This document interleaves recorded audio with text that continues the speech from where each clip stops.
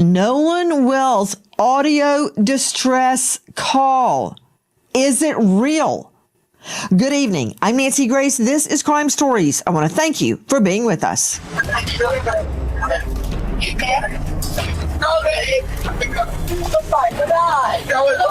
Everyone in the background is saying, is he dead? Nolan, wake the up. Claiming they're sinking and calling for help. And yet in the background, are we really hearing all of this other activity? Nobody has ever, none of the kids on this boat have ever admitted that anybody said that they thought Nolan was dead.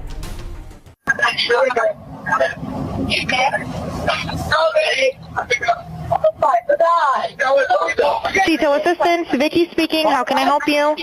Hey, we're at the west tip of Horn, and our bilge pump stopped working. We're sinking. Can y'all please come? We have a membership.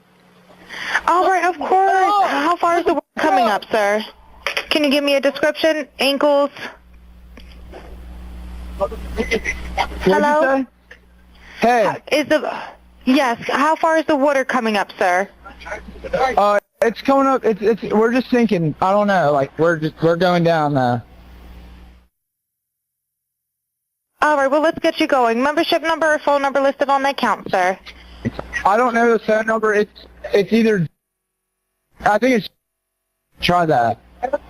All right. I know we have a membership, like guaranteed. I don't have the tag on unless you here. have a membership number or anything, it's okay. I'll get you over to the captain. What's the best phone number to reach you at? Reach me at...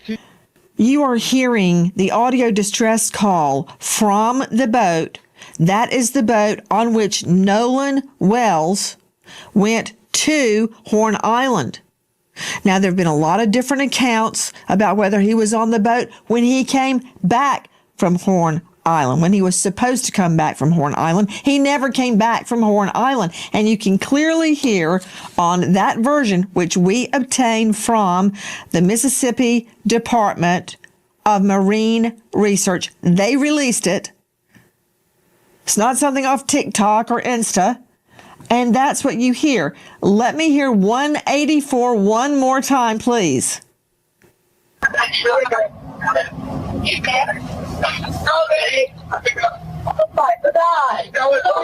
Detail assistance, Vicky speaking. How can I help you?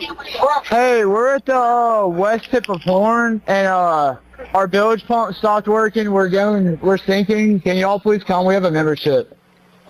All right, of course. How far is the water coming up, sir? Can you give me a description? Ankles? Hello? Hey. Yes, how far is the water coming up, sir? It's coming up.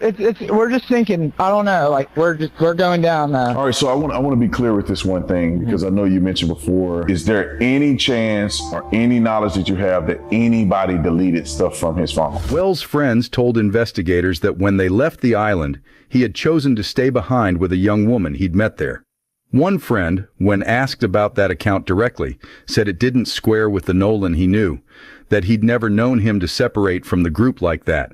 That contradiction has been sitting in this case from day one, but new reporting adds something sharper. Nolan was like a brother to me. Nolan lit up every room he walked in. 4th of July, everybody was out there. Nolan rode out on the Triton, and then we had a Palm Beach, 18 Palm Beach. There was 4 guys on that. The rest of the group, which was ranged from maybe 10 to 15 or 16 people on my buddy's tide line. Yeah, so y'all pretty much having a good. So you guys get ready to leave out of there, getting towed out. Yeah. And then where's Nolan in this situation? Well, Nolan was, the last time I saw Nolan was 3 o'clock, and Nolan was cradling a girl in his arms, Katie.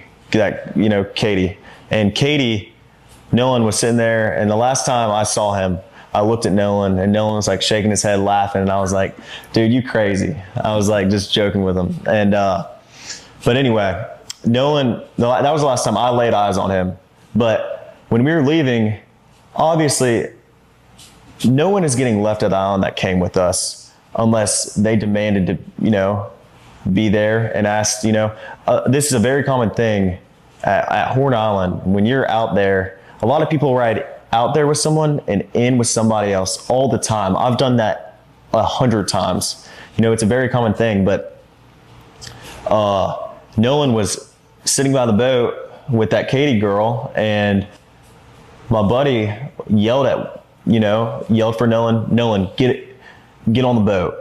We're leaving. The boat's having issues. And like, no, he didn't say that, but he was panicking. Nolan, get the F on the boat. Get on the boat. And Nolan said, no, I'm staying out here. I'm going to ride in with somebody else. And it's not uncommon to hear, but it's not like my buddy asked him one time. My buddy asked Nolan multiple times to get on the boat. Nolan, get on the boat. Get on the boat. We're leaving. If you're coming, you got to come now. And Nolan made a decision to stay out on the island. And like he said, how many people heard that? At least just a 5.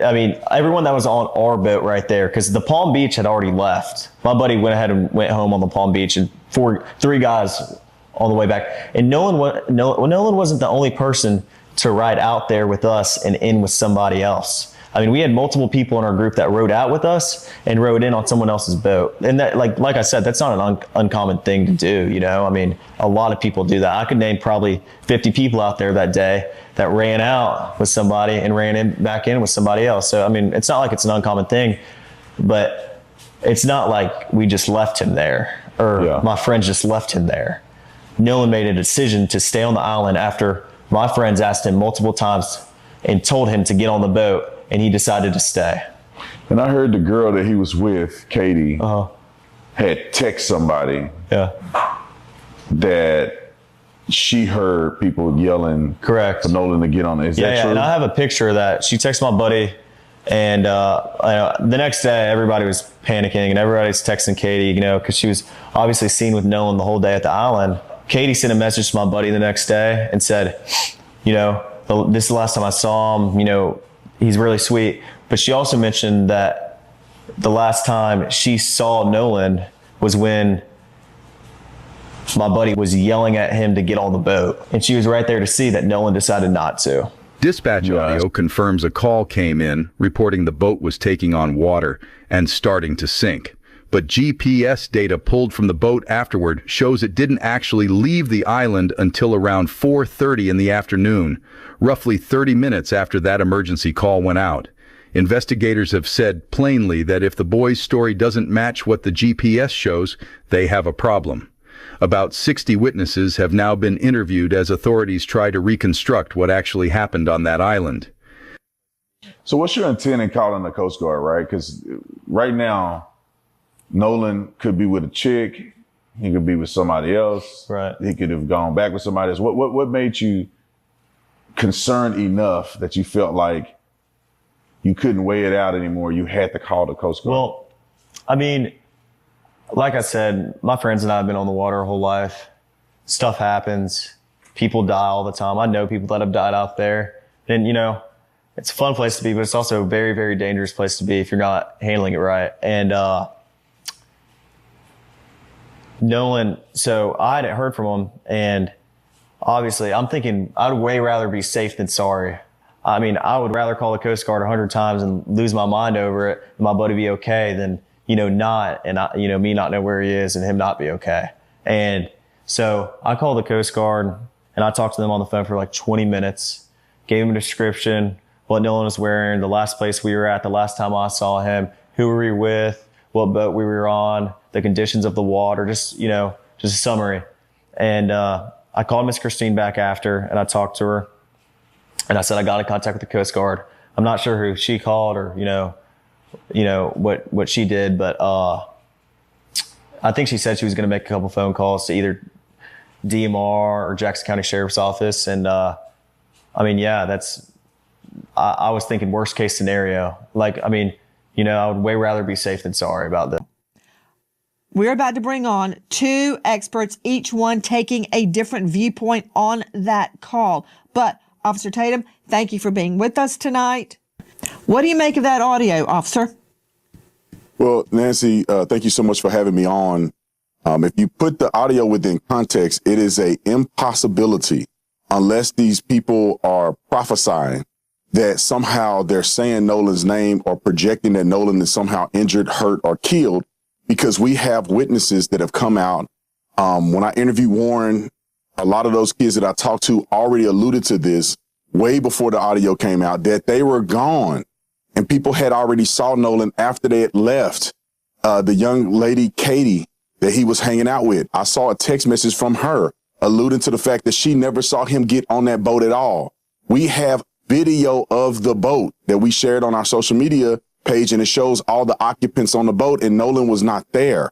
And so if a person thinks that they've heard something on the audio, they have to compare it with context. Maybe they said, "Is it dead?" talking about items that could potentially have died or damaged on the boat, given the fact that they were sinking. So I think people need to put this in context and reevaluate what they're listening to on the video, because if you are going to make a staunch stance in the wrong direction, in my opinion, by saying they're obviously talking about Nolan, it is incredibly impossible. One more thing real quick, that when you look at where they were at when they made the phone call and their GPS coordinates, it literally put them on the island. And we know, and not on the physical island, but really close proximity to the island. And we know, because we have another video of Nolan being out there and also all the other boats surrounding him, that this would have had to happen very near to hundreds of people in hundreds of different boats. So somebody would have seen something if there was a dramatic commotion like this occurring on that boat.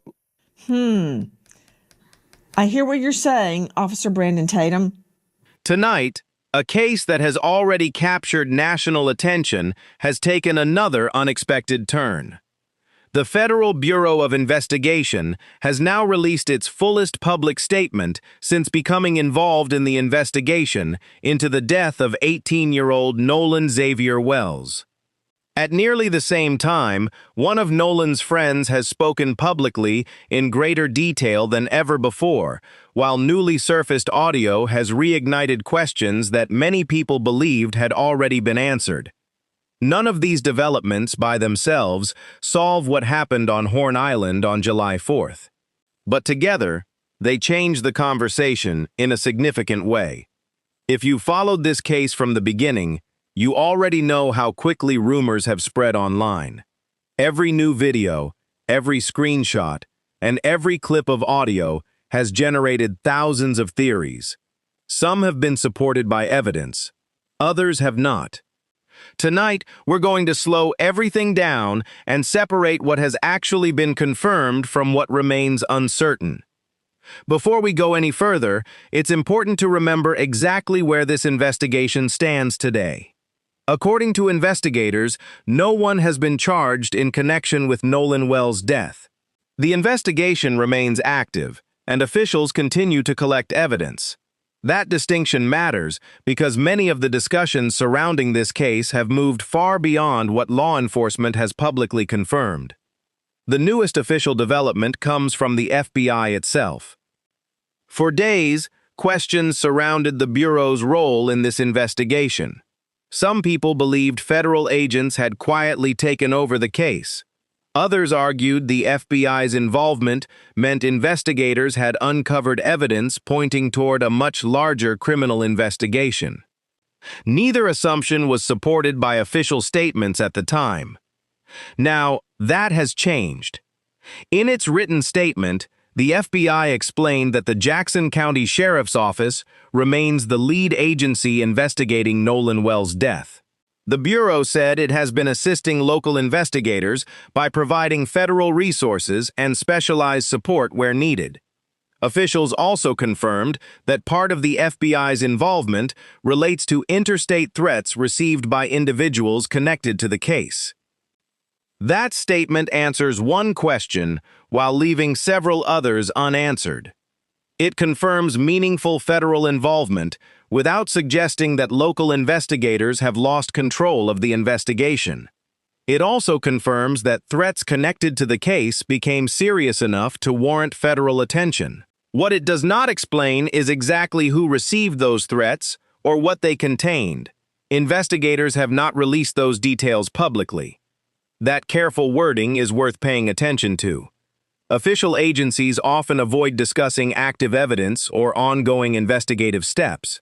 While that can be frustrating for families and the public, it also prevents investigators from revealing information that could interfere with future legal proceedings or influence witness testimony.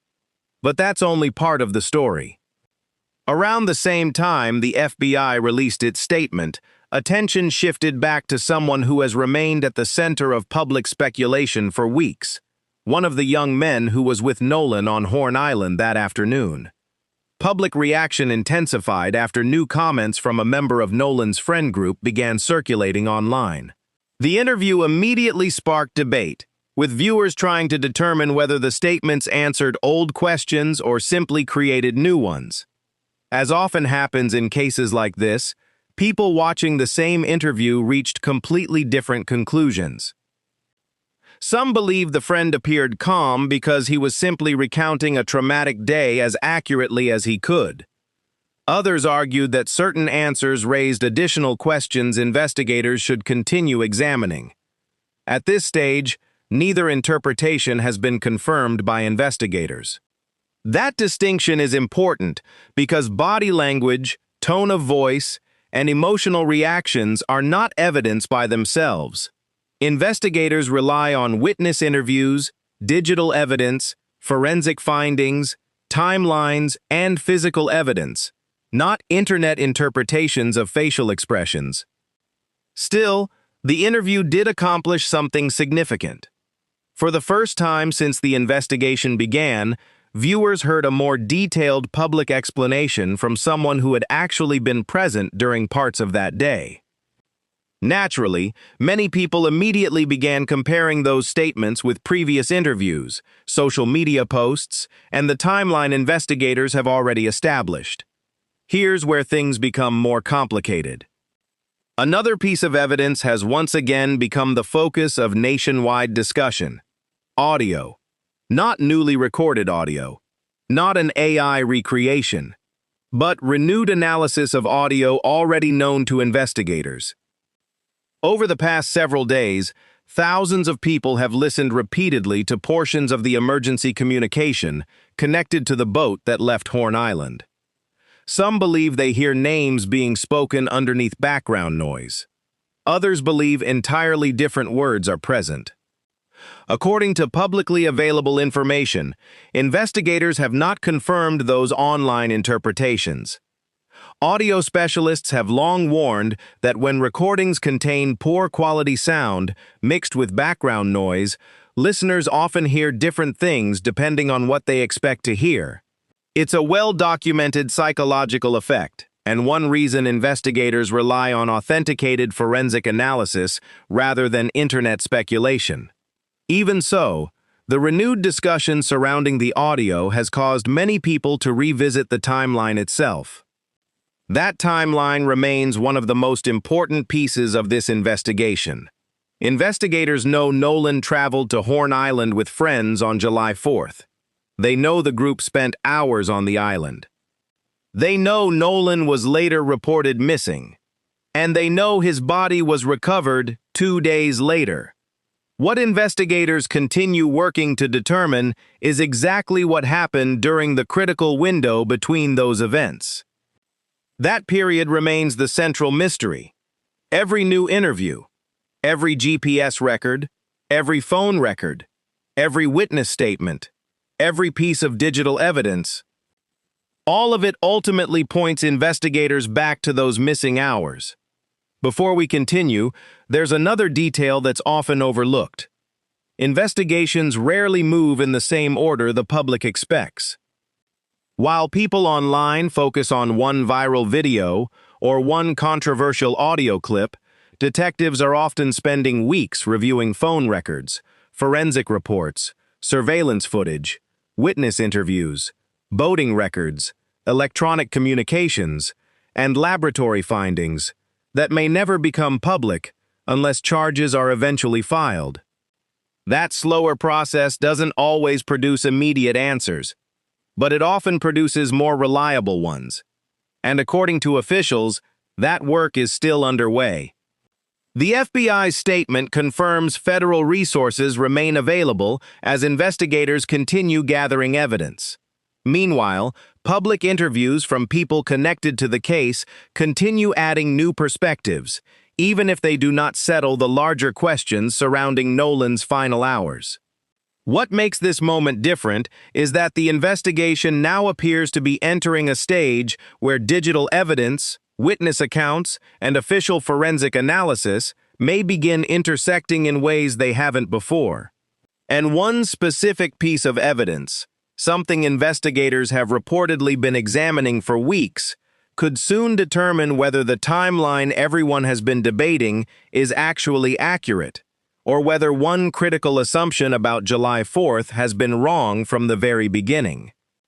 The piece of evidence investigators and legal experts continue returning to is Nolan's cell phone. At first glance, a phone may seem like just another item collected during an investigation. In reality, it can become one of the most valuable witnesses in a case. Modern smartphones quietly record far more information than most people realize.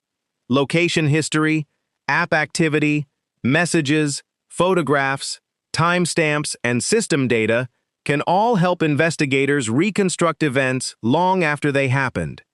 That's why so much attention has focused on Nolan's phone. According to statements made publicly by Nolan's family and their legal team, investigators agreed to conduct a joint examination of the device. Rather than one side reviewing the contents independently, experts representing both the investigation and the family would examine the data together. For Nolan's parents, that agreement represented something important. Not because it answered their questions, because it gave them confidence that everyone would be looking at the same evidence under the same conditions. The phone has already become part of several public discussions surrounding the investigation. According to statements made by people close to the case, questions have been raised about the device's location after Nolan disappeared, along with the status of certain applications and digital records. Those questions have fueled extensive online speculation, but investigators have not publicly confirmed what the complete forensic examination has revealed. That distinction matters. Digital evidence often looks straightforward from the outside, but investigators know it rarely is. A deleted message does not always mean someone intentionally erased it.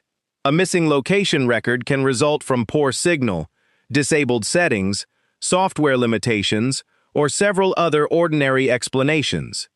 That's why trained forensic analysts spend weeks, not hours, examining electronic devices.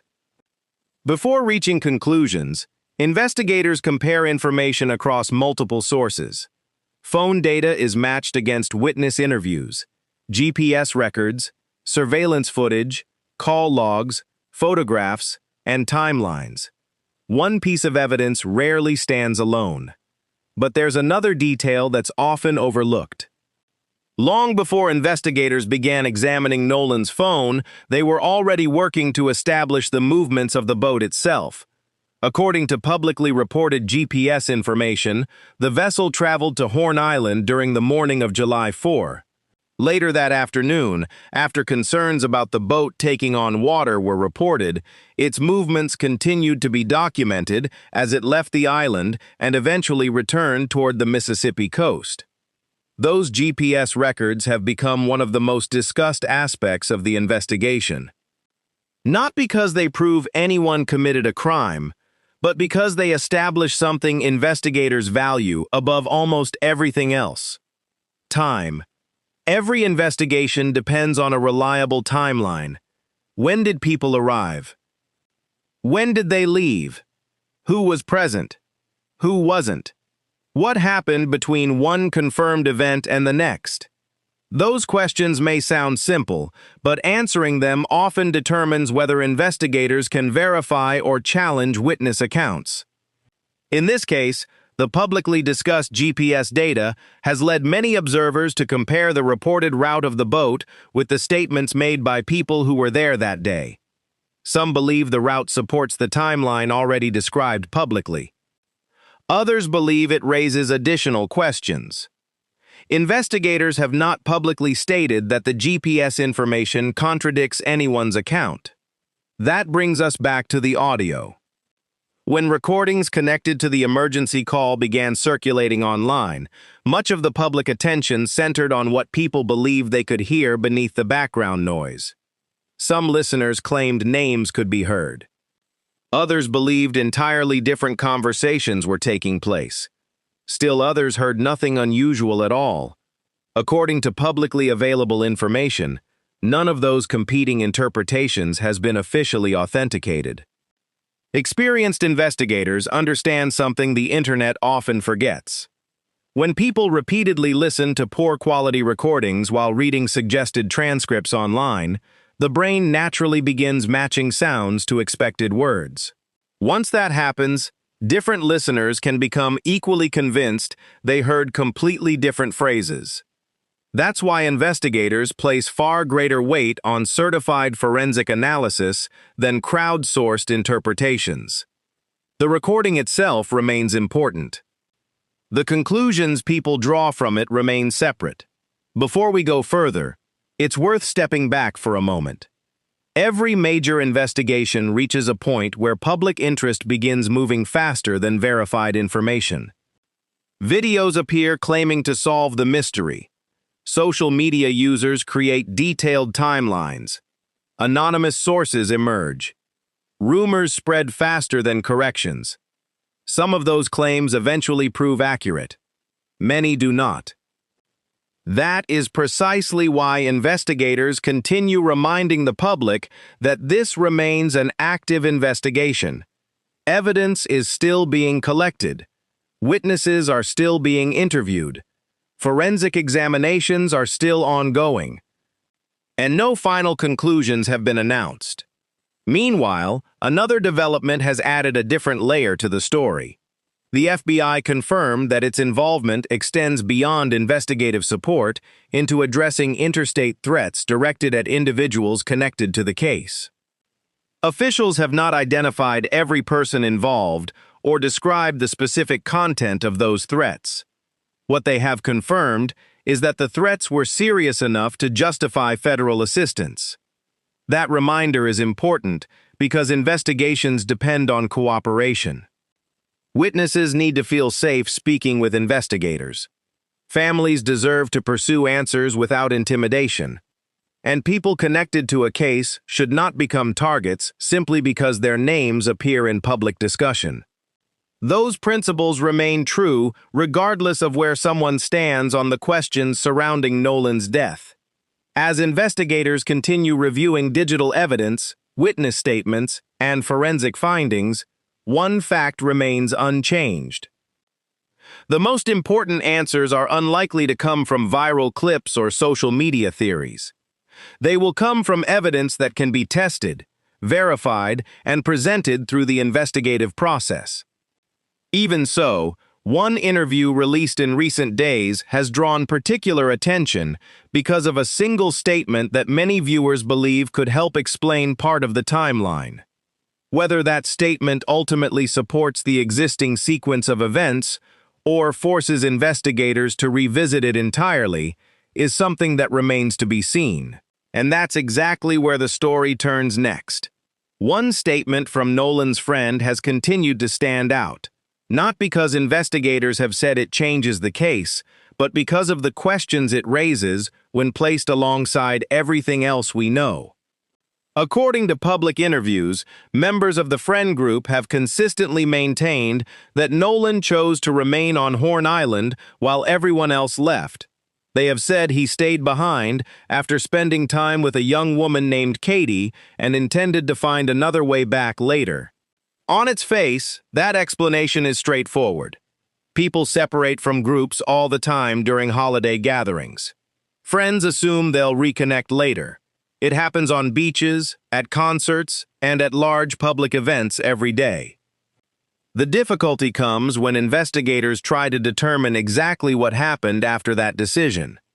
No one disputes that Nolan was alive while speaking with Katie. No one disputes that the boat eventually departed without him. The unanswered question is what happened in the period between those two confirmed moments. That's the gap investigators continue trying to close. Katie's account has become an important part of that timeline. According to statements shared publicly by Nolan's mother after meeting with her, Katie explained that Nolan told her he planned to head back toward his friends. She believed he intended to rejoin them before they left the island. There's an important distinction there. Katie reportedly described what Nolan told her. She did not claim she personally watched him board the boat. That difference may seem small, but in an investigation, it's significant. Intent and action are not always the same thing. Someone can genuinely plan to do something and then change course moments later because of an unexpected conversation, distraction, emergency, or decision. Investigators know that assumptions, even reasonable ones, must be separated from direct observations. That brings us back to the statements made by Nolan's friends. If their account is accurate, Nolan remained on the island after they left. If Katie's understanding is accurate, Nolan expected to return before they departed. Those two statements are not necessarily contradictory. Both could be true if something happened during the short period between their conversation and the boat's departure. The problem is that investigators have not publicly explained exactly what occurred during those final minutes. Before we go further, it's worth considering the environment itself. Horn Island isn't a neighborhood park or a crowded city beach with security cameras on every corner. It's a remote barrier island approximately 10 miles off the Mississippi coast. On a busy 4th of July weekend, hundreds of people may be scattered across different sections of the shoreline. Boats come and go throughout the day. Music plays. Groups separate and reconnect. Cell service can be unreliable in certain areas. That kind of setting makes reconstructing a precise timeline much more difficult. Investigators can't rely on a network of surveillance cameras. Instead, they depend heavily on witness interviews, GPS records, digital evidence, photographs, videos, and forensic analysis. Every new statement has to be compared against everything that came before it. Meanwhile, another development has continued drawing attention online. The emergency call reporting that the boat was taking on water has been replayed thousands of times since it became public. Most viewers focus on the opening moments of the recording. Others focus on the conversation between the caller and the dispatcher. Still others have concentrated on background sounds they believe they hear beneath the hold music. According to investigators, however, no official announcement has been made confirming the internet's interpretations of those sounds. That's an important reminder. Sometimes the loudest debates online involve evidence investigators consider only one small piece of a much larger puzzle. A recording by itself rarely answers every question. Instead, detectives compare it with witness statements, GPS information, physical evidence, and forensic findings to determine whether all the pieces fit together. If they don't, investigators keep digging. If they do, the timeline becomes stronger. There's another reason the emergency call continues receiving so much attention. During portions of the conversation, the dispatcher asks a series of basic questions. How many people are on board? Is anyone injured? Do you need the Coast Guard? Where exactly are you located? To many listeners, those questions now seem ordinary. But investigators often examine not only the answers people give, but also how those answers fit with everything else known about the event. That doesn't mean hesitation proves deception. Someone dealing with fear, confusion, poor cell service, or a rapidly changing situation may struggle to answer simple questions clearly. On the other hand, investigators also know inconsistencies can sometimes point toward information that deserves additional examination. That's why trained detectives avoid drawing conclusions from any single moment in isolation. Instead, they look for patterns. Do multiple witnesses tell the same story? Does digital evidence support those statements? Do timestamps match?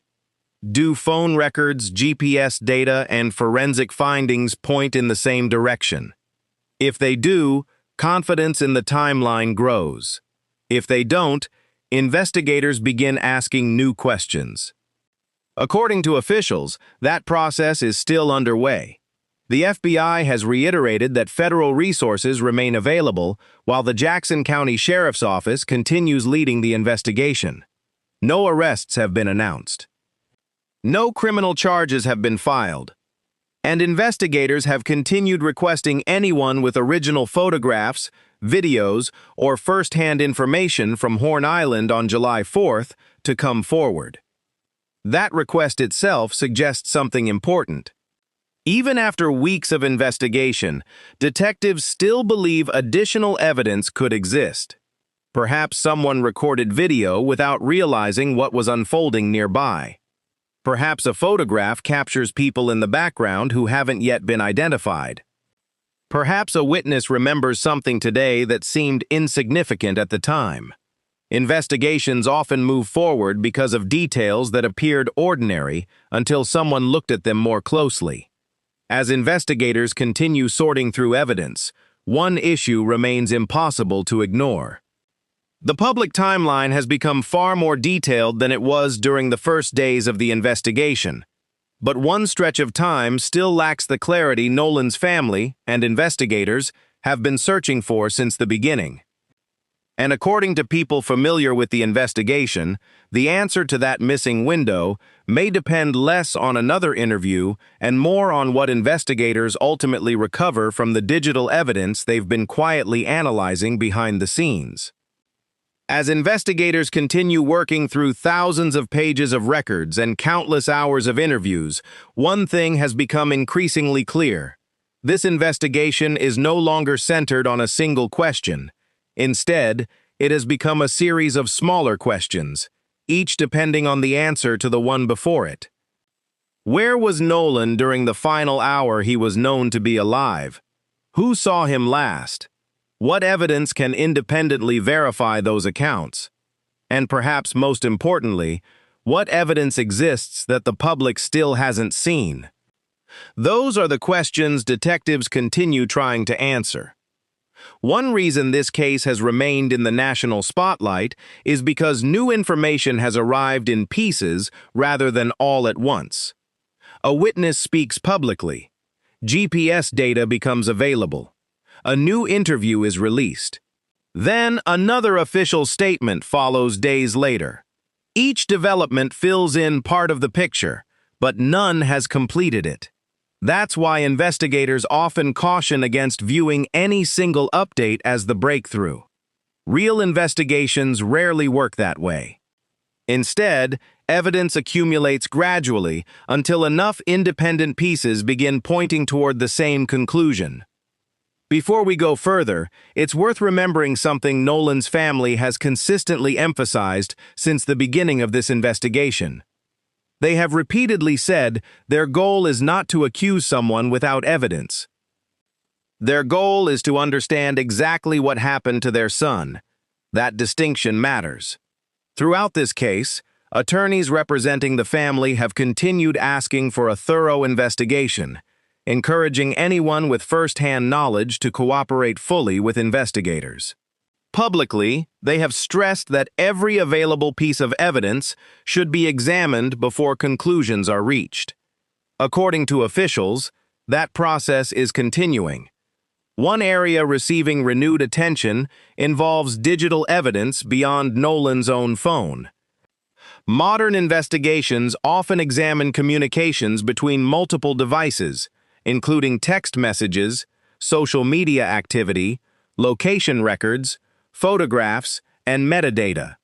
Investigators compare those records against witness interviews to determine whether the timeline remains consistent across every source of information. That work is rarely completed quickly. Digital forensic examinations can take weeks or even months, particularly when investigators are attempting to reconstruct events minute by minute. Meanwhile, public interest has shifted once again toward the people who were with Nolan earlier that day. Several members of the friend group have now spoken publicly in different interviews. Some have answered questions directly. Others have chosen to remain largely silent. Neither decision should automatically be interpreted as evidence of guilt or innocence. Attorneys frequently advise people connected to active investigations to limit public comments. At the same time, some witnesses choose to speak because they hope to correct misinformation circulating online. Both situations are common during high-profile investigations. Here's where things become more complicated. As more interviews have been released, viewers have naturally begun comparing one statement against another. Did two people describe the same event differently? Did someone remember additional details later? Did wording change over time? Those are reasonable questions. But investigators also understand something that isn't always obvious to the public. Memory is not perfect. People who experience stressful events often remember certain details vividly while forgetting others. Small differences between witness accounts do not automatically indicate deception. Sometimes they reflect how different people experience the same event from different perspectives. That is why detectives rarely rely on memory alone. Instead, they compare interviews against objective evidence, phone records, GPS data, time-stamped photographs, emergency communications, forensic findings. Those pieces of evidence either support witness accounts or reveal areas requiring further investigation. Another subject that continues generating discussion involves the emergency call placed after the boat reportedly began taking on water. The recording itself has been available for public review, and countless listeners have attempted to analyze every second. Some have focused on pauses during the conversation. Others have pointed to background sounds. Others believe certain responses sound unusual. Investigators, however, have not publicly announced that those portions of the recording establish criminal conduct. At this stage, the emergency call remains one piece of evidence among many. Its significance ultimately depends on how it aligns with everything else investigators uncover. One aspect of the case that deserves equal attention is the continued request for additional witnesses. Authorities have repeatedly encouraged anyone who was on or near Horn Island during the 4th of July weekend to provide original photographs, videos, or first-hand information. That request remains important because investigators know evidence sometimes appears long after an event. Someone may discover forgotten photos while cleaning out a phone. A witness may initially believe they saw nothing important before later realizing one small detail could help investigators. A video recorded for completely unrelated reasons may capture people walking through the background at exactly the right moment. Cases have been solved before because of evidence nobody realized they possessed. As the investigation continues, another reality becomes harder to ignore. Public discussion has largely focused on theories. Investigators remain focused on evidence. Those two paths don't always move at the same speed. Online speculation can shift by the hour. An official investigation moves only when facts can be verified. For Nolan's family, that pace can feel painfully slow. Every day without answers is another day spent wondering what happened during the final hours of their son's life. Yet investigators often remind families that careful work is better than rushed conclusions. A premature accusation helps no one if it cannot ultimately be supported by evidence. As of today, officials continue gathering information, reviewing forensic findings, and comparing every available witness account against the growing body of digital evidence. The FBI has confirmed its continued support. Local investigators remain in charge of the case, and no official announcement has indicated that the investigation is nearing its conclusion. Still, one development has quietly remained in the background while much of the public has focused elsewhere. According to people familiar with the investigation, investigators continue reviewing evidence that has never been released publicly.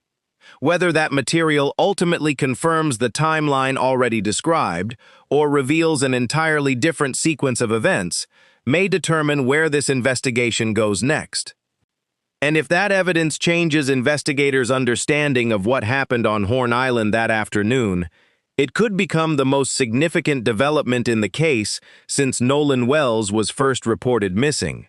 While investigators continue reviewing forensic evidence behind closed doors, another question has quietly become just as important as the physical evidence itself. What do the people closest to Nolan actually remember about that day? That question sounds simple. In reality, it may be one of the most difficult parts of the entire investigation. Witnesses don't experience events the same way. One person may remember the exact time a boat arrived. Another may remember who they were standing beside. Someone else may only remember a brief conversation that didn't seem important until days later. Investigators understand that memory isn't like a video recording. It changes over time. Details become clearer for some people and less certain for others. That's why detectives rarely depend on a single witness. Instead, they compare every statement against independent evidence. In Nolan's case, that comparison continues.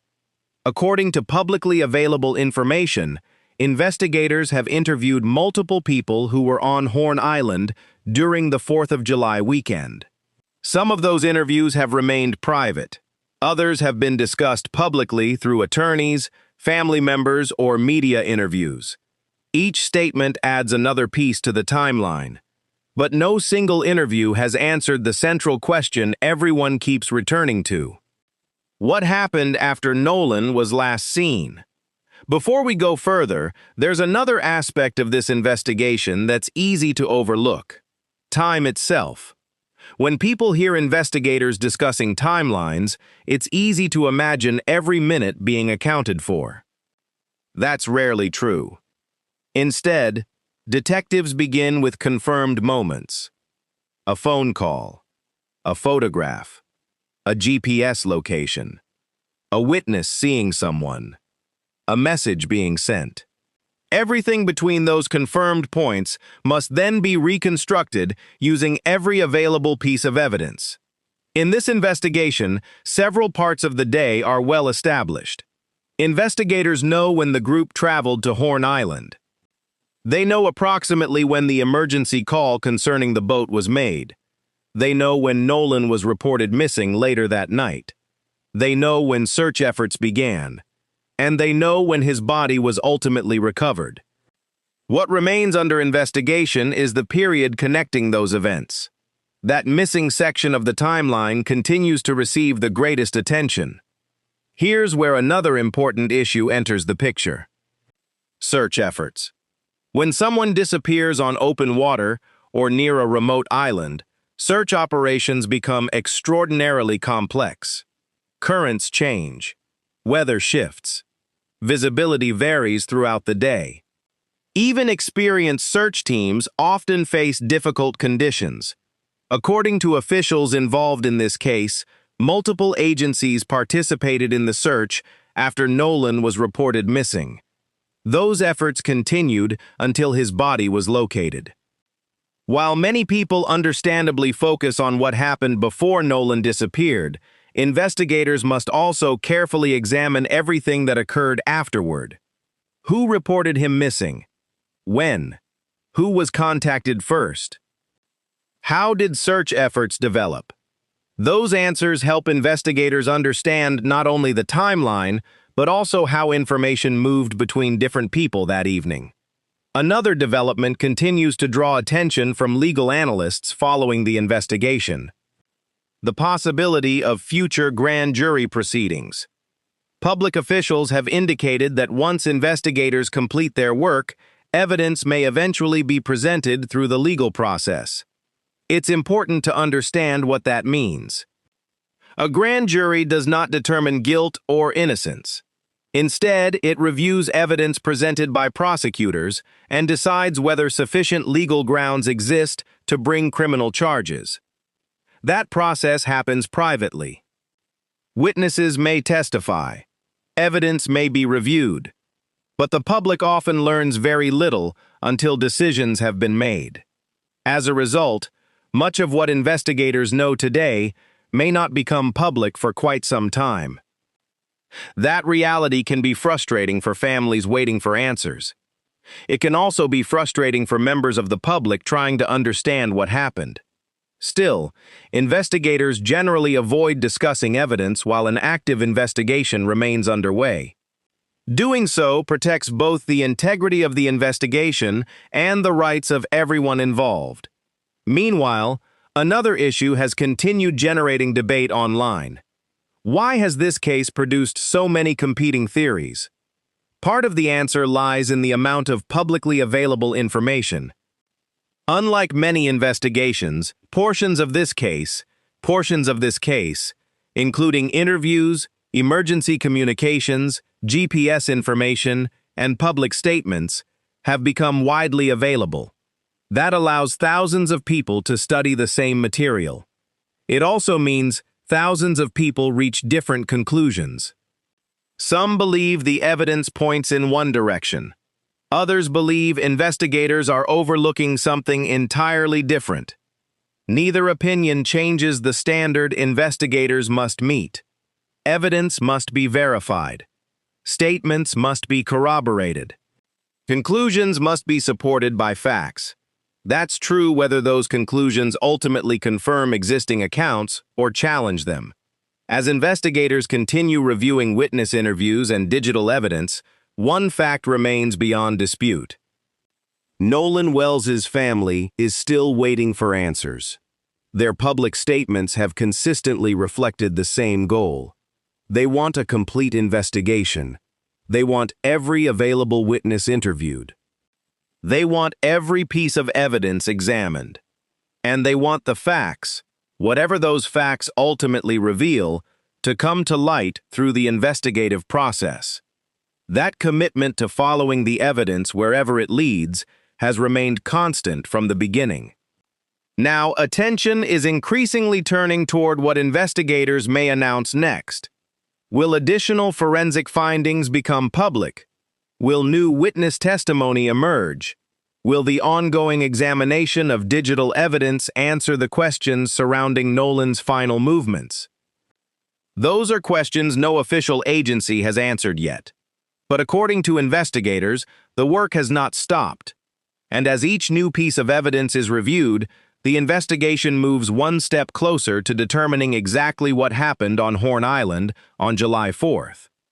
The next development, whenever it comes, may not arrive through social media or online speculation. It may come through official investigative findings, the kind of evidence that carries weight not only in public discussion, but in a courtroom.